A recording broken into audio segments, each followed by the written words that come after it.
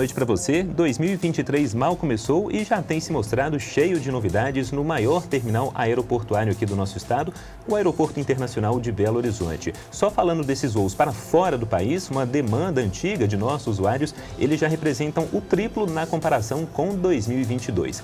Também neste ano, a BH Airport prevê retomar o mesmo volume de passageiros do pré-pandemia. Excelente notícia.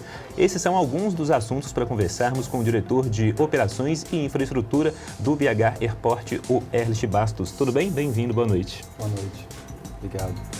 A gente agradece. Também aqui conosco o nosso comentarista de política e hoje também de aviação, o Orion Teixeira. Boa noite, Orion. Boa noite, Lucas, Murilo. Boa noite a todos. Erlich, prazer. E o nosso diretor de jornalismo, Murilo Rocha, também com a gente. Boa noite, Murilo. Boa noite, Lucas. Boa noite, Orion. Boa noite, Erlich. Obrigado por aceitar o nosso convite.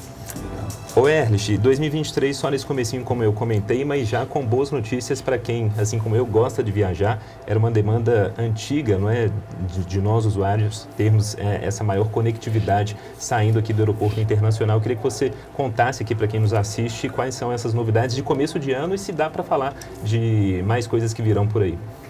Perfeitamente. Claro, a gente vem, né, na verdade, trabalhando desde 2022, né, para poder aumentar e recuperar aquilo que a gente tinha em termos de movimento e passageiros em 2019, né? Lembrando que é sempre importante a gente fortalecer a malha doméstica para depois a gente acrescentar voos internacionais como a gente está vendo agora, né? Tínhamos aí Panamá e Lisboa, né, no ano passado de 2022 e esse ano aí logo no início já começamos a acrescentar aí mais 4 destinos, né? Triplicando, portanto, a oferta de voos internacionais, conectando a capital de Belo Horizonte a outras capitais do mundo e as cidades do mundo, né? Acrescentamos aí, anunciamos recentemente aí um voo 5 vezes por semana de Belo Horizonte para Bogotá. Vamos ter, a partir do meio do ano também, 24 de junho, uma frequência semanal para o Caribe, né, para a ilha de Curaçao, um voo bastante importante e inédito para o aeroporto de Belo Horizonte. E a Azul também anunciou o retorno dos voos para os Estados Unidos, né? Fort Lauderdale a partir do meio do ano. Flórida, né? Flórida, a partir com 2 frequências. E no final do ano também acrescentando e voltando aí com Orlando, né? Que é um destino muito procurado também por todos nós. E vamos também continuar trabalhando para acrescentar outros destinos também. Agora, Erlich, como é que está a situação hoje do aeroporto, né? Ele opera com qual capacidade, qual potencial que ele tem, qual capacidade que ele opera, são quantos voos domésticos? Queria que você desse alguns números do aeroporto de Confins. Claro, a gente tem uma capacidade instalada hoje, então, de 33 milhões de passageiros por ano, né? Tivemos uma movimentação em 2019, antes da pandemia, de 11 milhões e meio de passageiros, né? Aquilo que está planejado esse ano é recuperar esse número, né, para 2023. Porém, na ocasião, a gente tinha 45 destinos e hoje nós já temos aí 62 destinos na nossa malha aérea, né? Nós temos aí em torno de 150 decolagens dia e oferecemos voos para basicamente todas as capitais do Brasil, né? Oferecemos voos para todas as capitais do Sul, todas do Sudeste, todas do Nordeste, menos um destino, né? Centro-Oeste, também menos um destino. E praticamente 4 destinos aí para o norte do país. Então, temos uma capilaridade, uma oferta de voos bastante significantes para quem quer sair de Belo Horizonte e conectar diretamente para outras cidades e além também desses pontos. Interior do estado teve novidade, anunciaram até recentemente também. Queria que você falasse sobre isso. Tivemos também, né, acrescentamos 5 voos para o interior de Minas, agora com a Azul, né, no final do ano. Faz parte de um pacote de incentivos que foi negociado especificamente com a linha aérea Azul.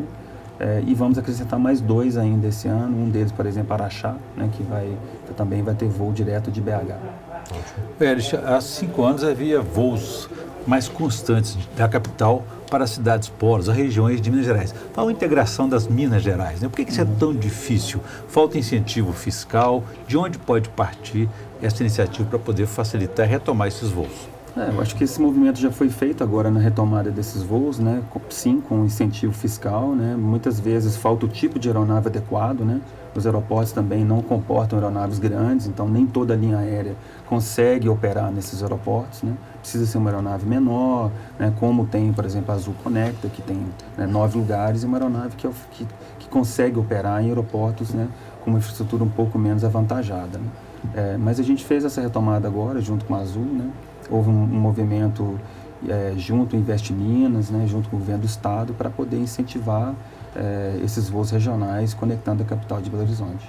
Agora, Erlich, como Belo Horizonte, vamos dizer, não está assim, entre os principais destinos, né, do país, a gente pode dizer que essa vocação do aeroporto de Confins é mesmo ser um aeroporto, um hub, como se chama aí na aviação, né, um aeroporto de conexões.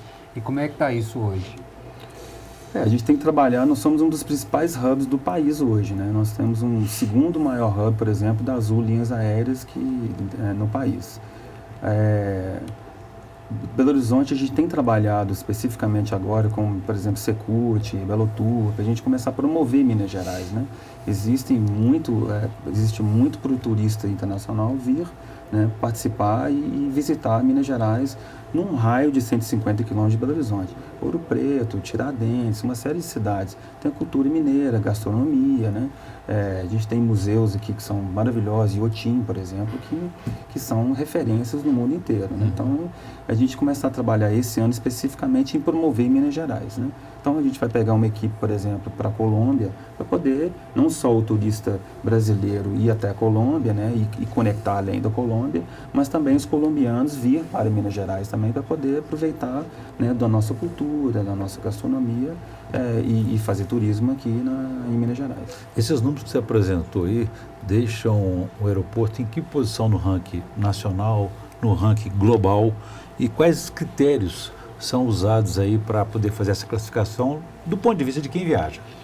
Olha, nós somos o segundo mercado em termos de recuperação depois da pandemia, né? Nós só perdemos, por exemplo, a Pernambuco, o Recife. Então, a gente vem recuperando 90% daquilo que a gente tinha anteriormente. Lembrando, novamente, como eu já disse, que a gente já superou em termos de destino. Nós já temos 62 destinos, 37% a mais do que a gente tinha antes da pandemia. E esses rankings eles são usados através de consultorias especializadas de aviação, né, que estão ranqueando, por exemplo, pontualidade. Nós somos o sexto aeroporto mais pontual do mundo. Nós somos o segundo aeroporto mais pontual em 2022 no Brasil, perdendo apenas para um aeroporto no Nordeste, né? Então, são consultorias especializadas em monitorar pontualidade ou então a sua capacidade de processamento de passageiros, né? Eu queria falar um pouquinho sobre rotas, assim, quando uma companhia aérea decide pela implantação de uma nova rota, o que ela leva em conta e de que forma vocês fazem, não sei se há uma espécie de negociação, porque eu falo, por exemplo, ok, muito bom a gente voltar a ter voos direto aeroporto internacional e Flórida, que é um destino muito procurado, mas também, por exemplo, seria um sonho, eu acho, meio de tanta gente, por exemplo, um voo saindo daqui para Nova York, por exemplo, que com certeza ia lotar. Quando a gente pensa assim, não, claro que um voo BH-Nova York ia lotar, não só pela demanda local, mas gente que sairia de outros lugares para pegar o voo daqui. Mas na ótica da companhia aérea, talvez não seja só pensando se o voo vai ou não encher, não é? O que é levado em consideração na hora de fechar um destino? É uma ótima pergunta, né? Na verdade, o trabalho que a gente faz hoje no aeroporto, ele é um trabalho de estudar exatamente duas coisas. Primeiro, quantas buscas existem dentro da área de Belo Horizonte para determinado destino, né? Aquelas buscas, elas são de alguma maneira transformadas em viagens reais, né? E a partir do momento que a gente começa a ver um destino que tem uma quantidade X de passageiros, a gente começa a monitorar aquilo e senta com a linha aérea, né? Às vezes todo mundo está indo para um destino para conectar, mas o destino final daquele passageiro pode ser, por exemplo, Milão saindo de Belo Horizonte. Então a gente mostra esses números para a linha aérea e mostra, olha só, sem você ter voo para Belo Horizonte, já existe uma tendência natural de ter 50, 60 passageiros saindo de Belo Horizonte para um destino específico, né? Isso sem ter voo. Quando você coloca o voo direto, já existe uma estatística que esse número ele triplica. Então você passa a ter 100 passageiros embarcando diretamente para aquele destino a partir do momento que você coloca o voo. E aí isso já é metade de uma aeronave, muitas vezes, né? Então esse é o trabalho que a gente faz, né, no BH Airport, de sentar com a linha aérea, mostrar esses números, e não só das domésticas, a gente participa também, por exemplo, de congressos, de reuniões e feiras internacionais, onde a gente senta com várias linhas aéreas do mundo inteiro para mostrar exatamente o que tem de demanda, né? O que tem de passageiro querendo especificamente aquele destino. Esse BH Nova York, só interrompendo, é sonhar demais assim ou vai que em algum momento. Não, ele está lá, ele não é um dos maiores nossos hoje, né? Evidentemente a gente tem Cone Sul, por exemplo, Santiago é um destino sim. muito procurado. Buenos né? Aires tinha, né? Chegou Buenos a ter, Aires né? tinha, também é um destino muito procurado, né? Montevidéu chegou a ter voo. Montevidéu. É. Então, Cone Sul, Verdade. por exemplo, são Lima também, são destinos que, né, a princípio, são voos internacionais de curta duração, né, que são mais fáceis da linha aérea conseguirem implementar. E tem também, por exemplo, outros destinos também internacionais, como os Estados Unidos, Itália, por exemplo, aqui no Belo Horizonte, realmente tem uma comunidade, empresas também muito ligadas à E você Itália. vislumbra a retomada, talvez, tipo um BH Buenos Aires, por exemplo, que já teve Montevidéu com a Pluna, a antiga Pluna, que eu lembro que tinha também? Sim, né? Eu acho que especificamente com relação à Argentina, a gente tem um pouco de questão econômica do país, né? Que acaba trazendo um pouco mais de dificuldade e risco para a linha aérea voar. Mas sim, está no radar. Todos esses destinos que eu falei, a gente já está sentando com várias linhas aéreas domésticas brasileiras, né? E também internacionais para a gente conseguir implementar e começar a ligar elas diretamente a Belo Horizonte. Desse incentivo de oportunidades para essas companhias aéreas, como é que estão os números do movimento dos passageiros? Os passageiros estão mais tranquilos, viajam com mais confiança? Que número você tem sobre isso? Olha, eu acho que o número é exatamente a retomada, né? A gente embarcou praticamente 10 milhões de passageiros em 2022, comparado com 11,5 em 2019. A gente vê os passageiros chegando com muito mais confiança para viajar. Ainda existe a utilização da máscara dentro da área restrita do aeroporto e dentro da aeronave, que é uma medida de prevenção para os nossos clientes. Mas você vê que a ocupação média dos aviões, você vê que a população está bem mais disposta a viajar, né? Nós operamos aí em janeiro com faixa de quase 84% de ocupação média de aeronave, né? Que é um número bastante expressivo. Ótimo. Olha, uma entrevista coletiva está indo para sua pausa e a gente volta já já.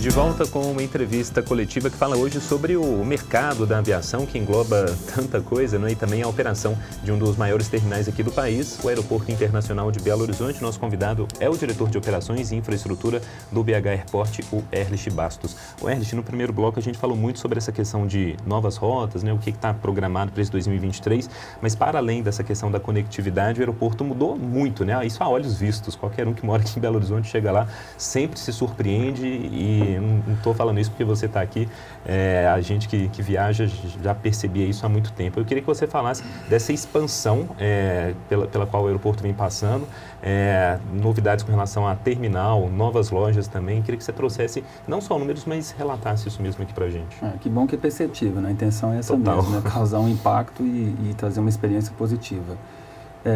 Fizemos obras, né, em 2022 de expansão do Terminal 1, né? Revitalização e modernização, principalmente do ativo que é da década de 80, mudando o canal de inspeção, acrescentando novas lojas, alimentos e bebidas, varejo. Nós temos hoje 70 operações comerciais no aeroporto, né, com a pretensão de abrir mais 30 esse ano agora, ao longo de 2023. Então, assim, a modernização ela tem um plano completo de revitalização de todo o ativo, na verdade, com apresentação e acrescentação E acrescentando.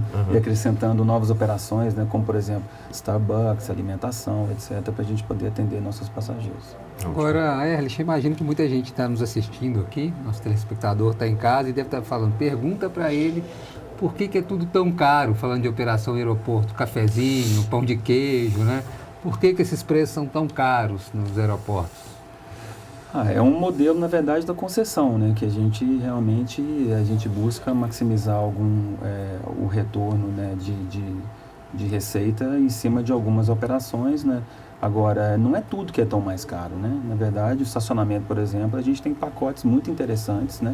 Reservas online, por exemplo, que você consegue estacionar no aeroporto por R$ 99,00 durante 7 dias, né? Você faz online, você busca o espaço, e tem espaço VIP também por outros valores, mas não é tudo que a gente realmente é bem mais caro, né? Já existe uma tendência mundial dos aeroportos serem um pouco mais caros do que, né, os preços do centro e etc.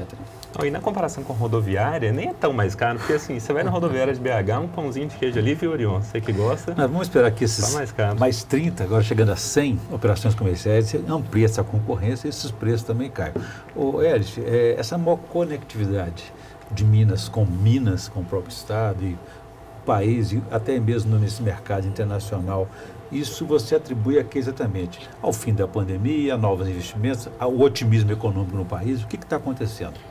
Eu acho que é um otimismo, né, uma oportunidade de chegar e beber água limpa, né, de começar realmente a desenvolver rotas que vão causar um impacto e vão criar atratividade e começar com uma ocupação média boa, né? Então é preciso já começar a pensar na retomada, né? Não dá para esperar o mercado recuperar para depois a gente colocar voo. Acho que outro ponto importante também é que a aviação sofreu muito ao longo dos últimos anos, né, com a pandemia, né? Uma das indústrias mais afetadas. Empresa aérea devolveu aeronave, existe um recurso hoje que é muito escasso, que é o próprio equipamento, piloto, né? Então é muito importante a gente conseguir captar isso agora, à frente dos demais aeroportos, cidades e estados, para garantir que esse recurso vai ser alocado aqui, né? Que é o que a gente tem feito exatamente com as linhas aéreas, né? Mostrando para eles a atratividade que esse mercado tem, né? O tamanho do potencial que ele tem, né? Nós somos o terceiro capital, o terceiro estado, na verdade, em PIB no Brasil. Então, nós somos um mercado pujante, né? Muito próximo de Rio e São Paulo.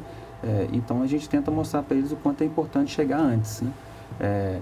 E também queremos criar também um ambiente, nesse primeiro momento que está mais fragilidade, de menos competição em algumas rotas, né? Então, não adianta todo mundo voar para Miami, todo mundo voar para Nova York, né? Igual algumas cidades têm uma quantidade imensa de voos, né? Nós queremos que realmente a gente sirva mais destinos, né? E que as operações sejam saudáveis e sustentáveis para a linha aérea. Agora, uma segunda pista no aeroporto, a gente estava conversando isso até antes de entrar no ar, ela está nos planos já da BH Airport, ela se faz necessária, já há demanda para a segunda pista, e o que uma segunda pista pode abrir, até pensando nesse mercado de novas rotas?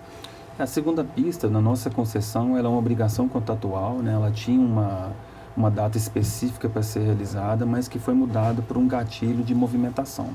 Então, nós vamos precisar da pista sim, mas é daqui a 10 anos que a gente vai precisar de realmente ter esse ativo funcionando para atender a demanda de pousos e decolagens, né? Hoje o ativo terminal, calçada, check-in, canal de inspeção, ele já está adequado até o final da concessão, né, para atender 33 milhões de passageiros, né? Então, a gente monitora isso, né? A partir de tal momento vai ter um gatilho de construir uma segunda pista de no mínimo 2.500 metros. Lembrando que hoje a gente já tem uma pista de 3.600 metros, que acomoda classe Eco, que é praticamente a maior aeronave, voando, né, com frequência, tirando a Fox, e que atende a nossa demanda perfeitamente. Mas aí essa segunda pista, só para a gente entender, é até bom para você explicar qual que é o modelo de concessão hoje, se ainda está naquele esquema de 51%, né, se não me engano, da empresa privada e 49% ainda com a Infraero, tá assim? Perfeitamente. A nossa concessão na nossa rodada, ela tem 51% privado, né, que é a CCR Airports e a Zurich Airports também como sócio privado, e 49% a Infraero. E a construção seria feita por vocês, essa nova pista?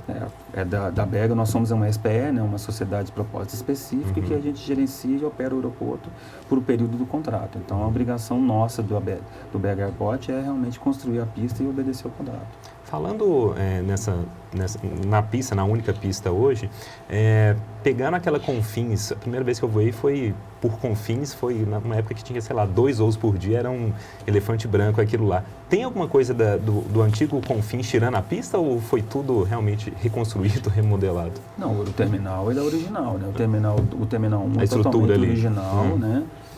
A gente fez uma revitalização dos sistemas elétricos, sistemas de ar-condicionado, né? Toda a parte de estruturação de TI, por exemplo, banheiros novos, tudo isso é no Terminal 1. O Terminal 2, ele foi uma exigência contratual né, na ocasião da expansão, que acabou acrescentando, né? E hoje a gente tem 26 portões de embarque, por exemplo, uma quantidade de portões para poder acomodar o crescimento do aeroporto. Então, toda a parte nova do aeroporto hoje está totalmente sincronizado com essa obra que ocorreu, né, que vai finalizar agora no final do mês, inclusive, né, a segunda fase dela.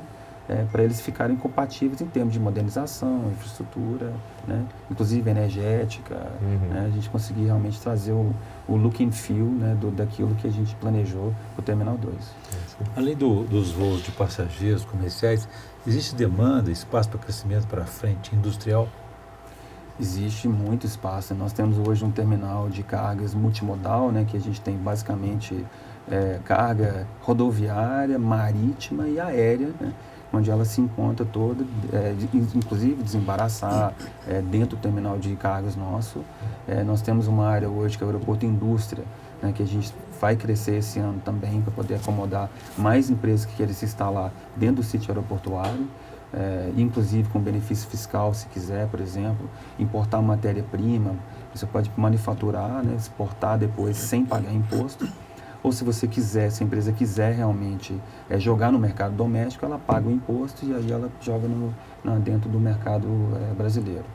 Então a gente tem ali uma possibilidade de crescimento de carga também muito importante. Agora, Erlich, uma das empresas que compõe o consórcio, aí, que administra hoje o aeroporto de Belo Horizonte, é também a empresa que venceu a licitação do aeroporto da Pampulha, a CCR. Há alguma possibilidade de algum projeto aí, não digo unindo, mas né, uma parceria, maior efetividade para a atuação, uma sinergia para a atuação dos dois aeroportos, sabendo, claro, que isso passa também por Infraero, ANAC, enfim, mas por parte da empresa, do consórcio, alguma possibilidade de maior sinergia entre os dois aeroportos? Ou há impedimento contratual, por exemplo? Na verdade, quem levou a licitação desse aeroporto da Pampulha foi a CCE, que é um dos nossos sócios, né? Infelizmente eu não posso falar pela CCE porque eu não sou o CCE, né? Eu sou da BH Airport, que nós somos realmente uma concessão e uma SPE. A CCE tem planos, né, de construir e modernizar o aeroporto, né? Infelizmente eu não consigo dividir com vocês porque eu não sou mesmo da CCE para te dar maiores detalhes. Mas hoje não há nenhum tipo assim eu vou usar o termo parceria, assim, entre aeroporto de Confins e Pampulha, né? Não existe. Completamente dependentes. São independentes. O Murilo chegou a comentar sobre a questão de preço de comes e bebes, mas uma coisa que permanece nas alturas é o preço da passagem de uma maneira geral, né? E tem uma série de fatores para isso. Para esse 2023, a previsão é que continue nesse patamar, mesmo os bilhetes nacionais muito caros também, né? É difícil dizer também, né? Mais uma vez, esse é um negócio da linha aérea, né? Eu posso te dizer que as companhias aéreas sofreram, né, e acumularam prejuízos significativos durante a pandemia, né? Combustível, por exemplo, chegou a compor mais do que 50% do custo da linha aérea, né? Então existe um prejuízo acumulado, né? E hoje a demanda, eles estão realmente trabalhando para poder adequar os preços, né? Não sei exatamente como é que eles estão trabalhando, né? É difícil eu dizer, mas a população em geral tem achado que o preço está bastante significativo, né? Mas do que você conhece, até na comparação com outros mercados internacionais, o brasileiro está pagando, mais ou menos o que paga um passageiro em outro país, ou está muito distante mesmo o valor pago nacionalmente aqui de um...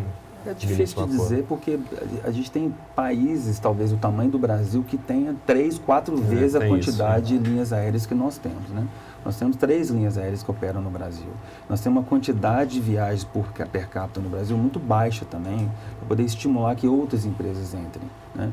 Mas a gente tem empresas e tem países que têm empresas de low cost, por exemplo, de baixo custo, que tem outro modelo de operação, né?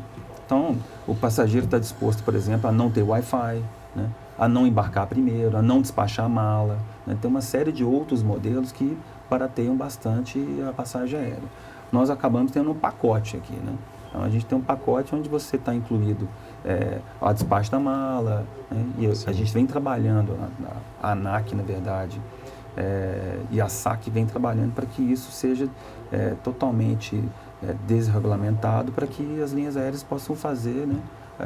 Oferecer os pacotes que elas entenderem e o público, né, os passageiros poderem pagar dentro daquilo que ele acredita que é um cardápio, né, que ele gostaria de pagar. Você falou que está 1 ano e meio, se não me engano, aqui à frente do BH Airport. Então, em algum momento, você chegou a pegar parte da pandemia aqui, assim, né? Queria que você descrevesse um pouco como é que foi esse momento, assim, que eu imagino que, né, para além de todo o cenário trágico de mortes, mas também devia ser, assim, de uma tristeza só, né? Uma estrutura do tamanho do aeroporto, pouquíssimos voos, pouquíssimos passageiros. Queria que você descrevesse alguma cena assim que retratasse, de certa forma, o que foi a pandemia para o aeroporto aqui de Confins. Na verdade, eu tenho 27 anos de profissão, né, e entre linha aérea e aeroportos, né, e 1 ano e meio aqui, mas trabalhei quase 7 anos também em outros aeroportos, inclusive no meio da pandemia, né. Eu diria que foi uma cena muito triste mesmo, né, onde você passava a ter, onde você tinha 15, 20 decolagens por hora, você passou a ter uma decolagem por hora, ou uma decolagem a cada 2 horas, né. Malhas aéreas que serviam talvez um destino 3 vezes por dia, né? Um voo 9 horas da manhã, um meio-dia e um 8 horas da noite, né? Uma parada completa da aviação, né?